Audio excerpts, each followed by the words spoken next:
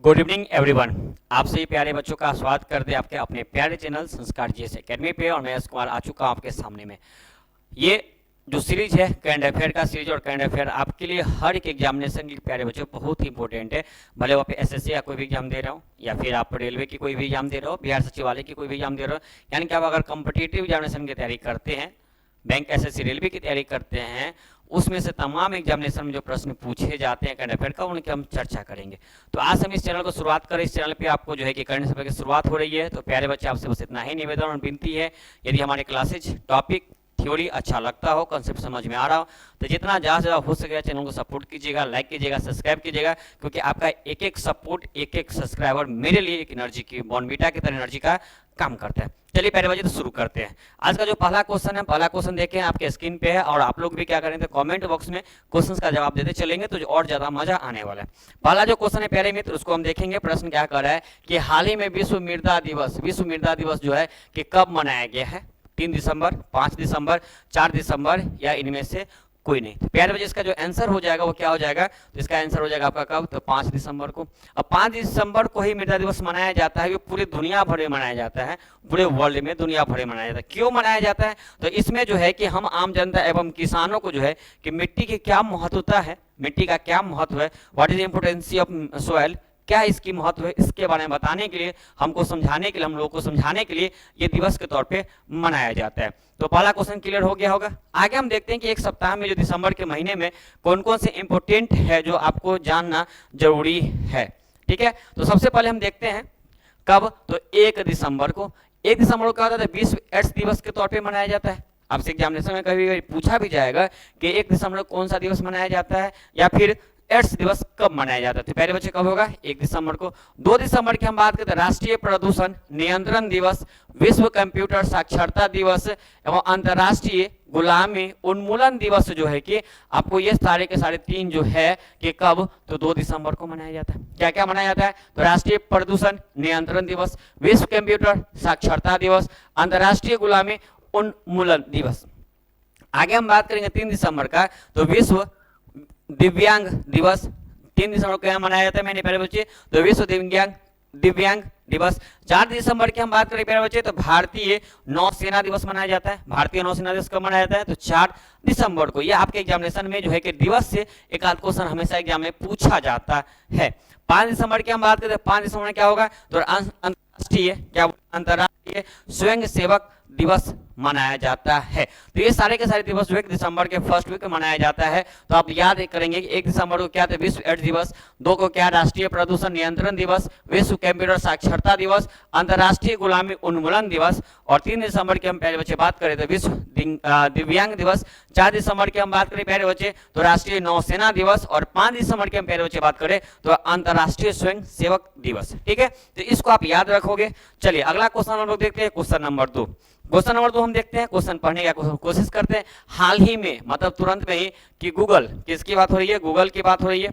समझिएगा, हाल ही में जो है कि गूगल ने कौन? तो गूगल ने भारत में कहां पर गूगल सेफ्टी इंजीनियरिंग सेंटर की स्थापना करने की घोषणा की है। हाल ही में गूगल ने भारत में कहां पर गूगल सेफ्टी इंजीनियरिंग सेंटर खोलने की स्थापना की है? बेंगलोर, मुंबई, हैदराबाद, या प्यारे बच्चे इनमें से कोई नहीं। तो जो है आंसर जो हो जाएगा आपका क्या हो जाएगा? Hyderabad, option number C. Video जो अच्छा लगेगा मेरे प्यारे भाई तो शेयर जरूर करेंगे, साथ ही साथ प्यारे बच्चे कमेंट बॉक्स में कमेंट जरूर करेंगे। बहुत जल्द आपके इस वीडियो इस चैनल पे, जिसका नाम होगा संस्कार जीएस एकेडमी, जिसपे कंप्लीट पॉलिटी का फाउंडेशन बैच, कंप्लीट हिस्ट्री का फाउंडेशन बैच आपको शुरुआत किया जाएगा। तो जब तक आप चैनल को सपोर्ट नहीं करेंगे, जब तक आपका चैनल 500 सब्सक्राइबर कम से कम नहीं होगा, तब तक हम लाइव नहीं कर सकते हैं। ये बात आपको ही पता है। तो जितना जल्द से जल्द आप 500 सब्सक्राइबर पहुंचा दीजिएगा। यदि आप कल पहुंचाते हो तो कल आपका जो है क्लास स्टार्ट लाइव के शुरू सेशन में स्टार्ट हो जाएगा। और ये कोई बड़ा टारगेट थोड़े ना भाई। अगर हर आदमी 10-10 ही जोड़े, 10 आदमी मात्र, या 50 आदमी मात्र 10 को जोड़ता है तो कितना? 500 से ही तो हो रहा है ना। तो क्या 10 आप लोगों के लिए बहुत बड़ी बात है? नहीं, आपके घर में ही 10 मोबाइल होंगे। तो चैनल को जितना ज्यादा हो सके मेरे प्यारे बच्चे सपोर्ट करें, कि आपका सपोर्ट की आवश्यकता है। चलिए अगला क्वेश्चन देखते हैं, क्वेश्चन नंबर 3 की शुरुआत करते हैं। हाल ही में साल 2025 में दृष्टिहीन मानव महिला T20 विश्व कप की मेजबानी कौन सा देश करेगा? देखो यहाँ पे थोड़ा सा इरर है, सेम क्वेश्चन यहाँ पे भी है। हाल ही में 25 में दृष्टिहीन महिला T20 विश्व कप की मेजबानी कौन सा देश करेगा? मतलब दृष्टिहीन जो महिला T20 होगा उसकी मेजबानी कौन करेगा? नेपाल, भारत, श्रीलंका या फिर इनमें से कोई नहीं। आंसर क्या हो जाएगा प्यारे बच्चे? तो आंसर जो आपका हो जाएगा वो हो जाएगा क्या? तो भारत। ठीक है, चलिए अगले क्वेश्चन को हम लोग देखते हैं। क्वेश्चन क्या है? हाल ही में नीति आयोग ने कहा ट्रेंड, क्या बोले?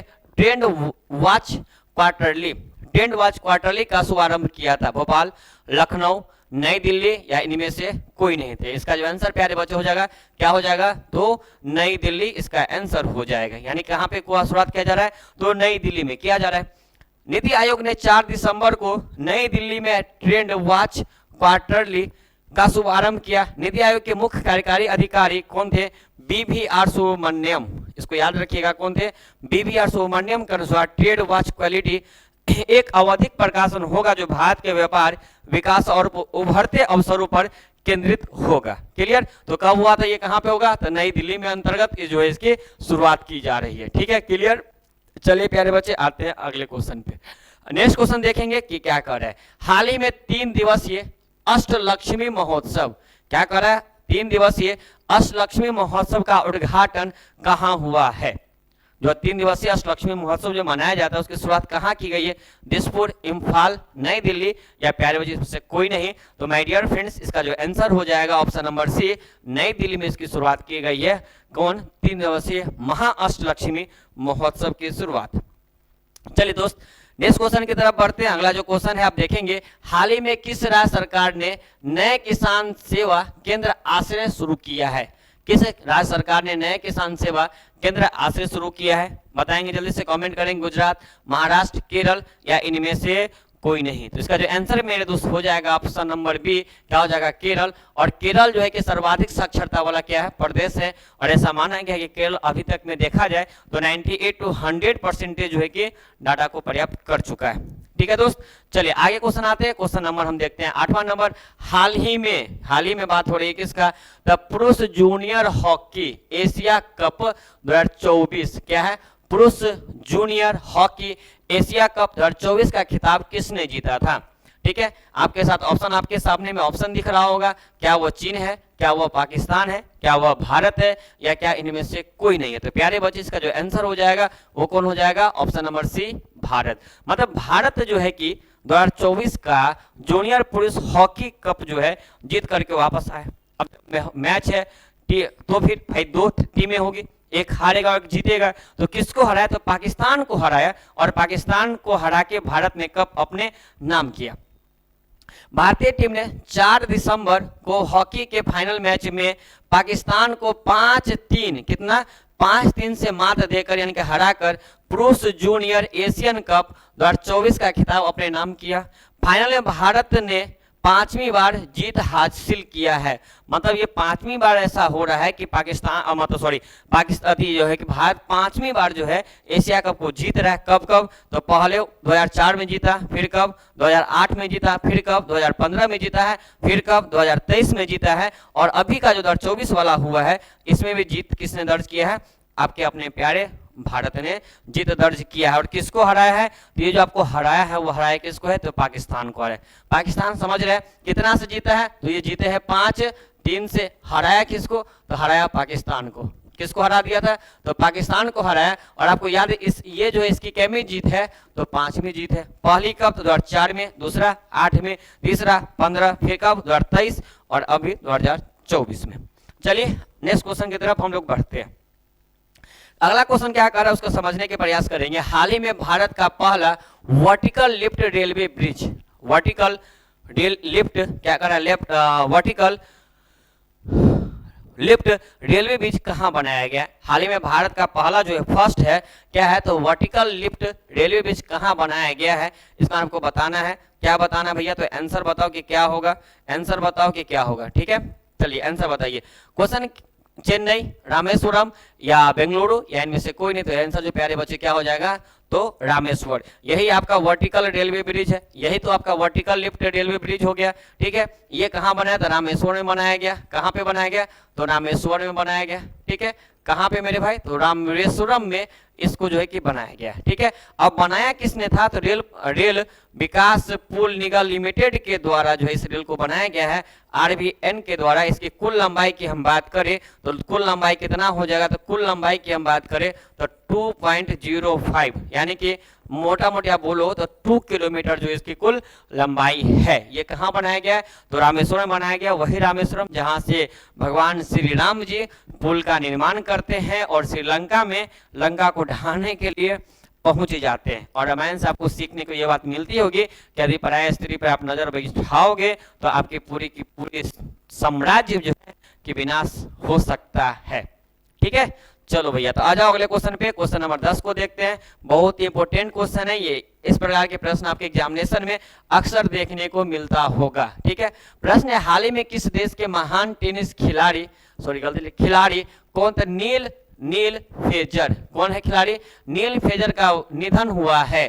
देखो यहाँ पे एक भी देखो, थोड़ा सा फर्स्ट टाइम हो रहा है तो थोड़ा सा इसको संभालिएगा, टाइपिंग एरर थोड़ा बहुत कहीं कहीं हो जाएगा। ठीक है, तो हाल ही में किस देश के महान खिलाड़ी कौन थे, टेनिस खिलाड़ी थे।